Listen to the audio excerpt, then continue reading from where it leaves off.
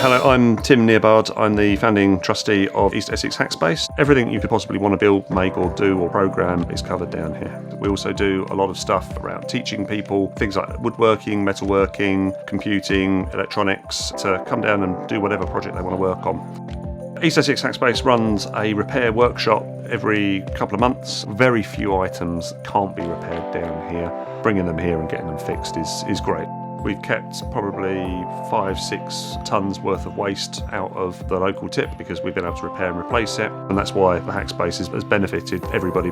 The Love Essex Fund has enabled us to expand our services at our repair cafe. It's been a fantastic contribution to the space.